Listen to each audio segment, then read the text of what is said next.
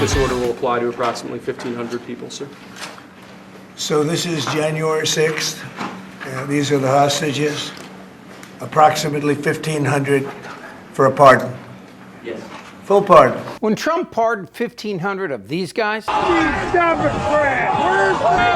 well, there was selected outrage. I mean, of course, the irony of Trump deporting Hispanic cooks and day laborers while freeing 1,500 people who stormed the Capitol, calling for the death of Pelosi and the neck of Mike Pence, makes you wonder if anyone in the Justice Department can tether this psychotic sociopath. Shoot somebody and I wouldn't lose any voters, okay? Trump's decision to pardon the January 6 felons has a real-world impact on citizens. At least 10 of these humps pardoned by Trump have already been rearrested, charged, or sentenced for other crimes. The crimes include plotting murder of FBI agents, child sexual assault, possession of child sexual abuse material, and reckless homicide while driving drunk. An additional pardoned rioter was killed during a traffic stop when he reportedly resisted arrest and was armed. Now, here's where it gets kind of weird. The Justice Department is pushing for one of them, a Tennessee man named Edward Kelly, to go back into prison. The DOJ filed a sentencing memo Tuesday asking a judge to send Kelly to prison for the rest of his life.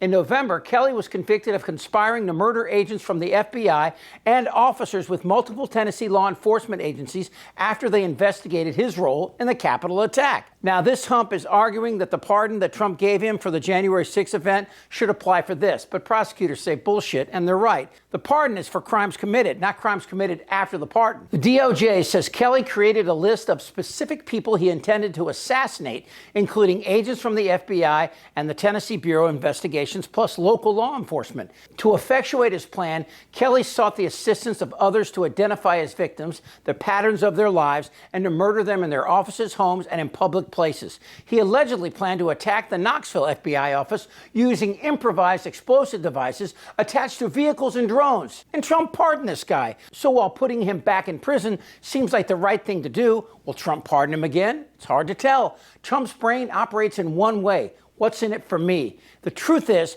almost every DOJ official willing to speak anonymously opposed the January 6 pardons. So will they risk their jobs if Trump pardons this mope? But that's just the beginning. While Trump is proving to be more dangerous than anyone thought possible, playing Russian roulette in Ukraine and Iran, another scenario is playing out here as Trump is speculating that he might pardon those responsible for planning to kidnap Michigan Governor Gretchen Whitmer. Barry Croft and Adam Fox, the men convicted of plotting to kidnap Whitmer in the summer of 2020, could be on a list for potential presidential pardons, according to this guy, Ed Martin, the U.S. Department of Justice's pardon attorney. Pardon attorney? Appearing on a Whack Job conservative podcast last week, Martin said that the administration of Trump can't leave Croft and Fox behind. Are you guys currently looking into this case and possibly pardoning these two individuals? Well, thank you, Brianna, and thanks for being on this in the past as well as now. I think that the question of Michigan and what went on with this Fednapping question is one that it falls into two categories. One, I agree with you. There's a weaponization of government. Very, very suspect. The timing, how it was rolled out, what exactly went on, and we need to get to the bottom of that. And yes, that's in my weaponization working group as a topic, something that we're looking at, and I'll be looking at closely. But on the pardon front, we can't leave these guys behind. In my opinion, these are victims just like January 6th. In case you might have forgotten, this is how it went down. Terror plot and the chilling plan. The FBI says it stopped before it could be carried out. A plan to kidnap Michigan Governor Gretchen Whitmer, and then what they were planning to do to her. 13 suspects arrested, including 7 alleged members of a right-wing militia group.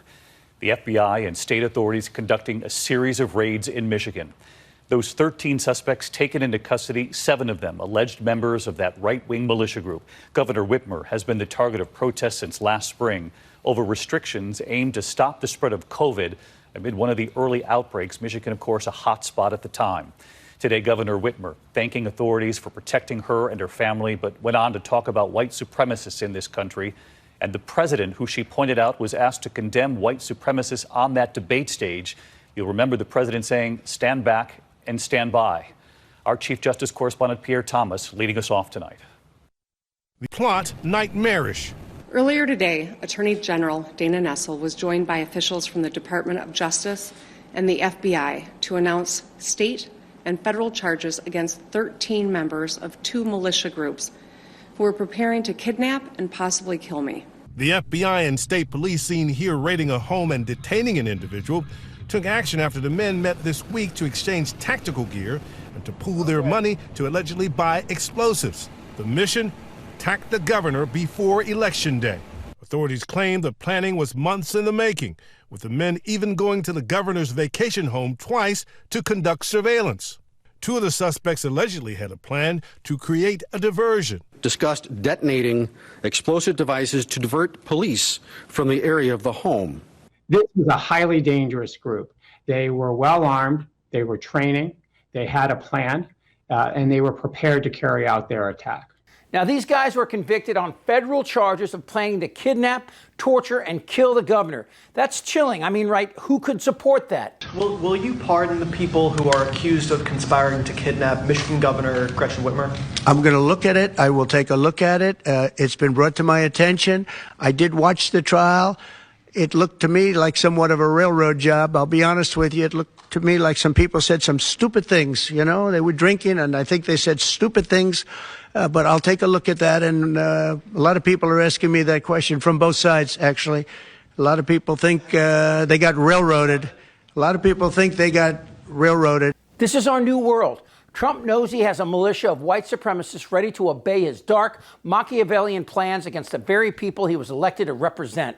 Speaker Melissa and her husband Mark were shot and killed early this morning in what appears to be a politically motivated assassination. This was an act of targeted political violence. Peaceful discourse is the foundation of our democracy. We don't settle our differences with violence or at gunpoint. In the state of Minnesota, and as recently as last week, in the most closely divided state legislature in the country, we sat down, we worked things out, we debated, we shook hands and compromised, and we served the state of Minnesota together.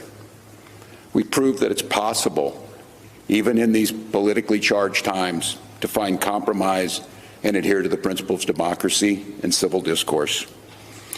We must all, Minnesota and across the country, stand against all forms of political violence. We even asked about Mr. Bolter's political affiliations, and David Carlson, once again his roommate and best friend, known him since 4th grade, did say Bolter voted for Trump and that he was a strong supporter. And as we saw in Minnesota, these are dangerous true believers, and this is what they believe in. Very fine people on both sides. Goddamn right. Do you have no shame? I don't want to talk about this stuff. Am I wrong? Yes! Tick-tock! You're in a lot of trouble, Donnie. I think he's crazy. I'm Chip Franklin.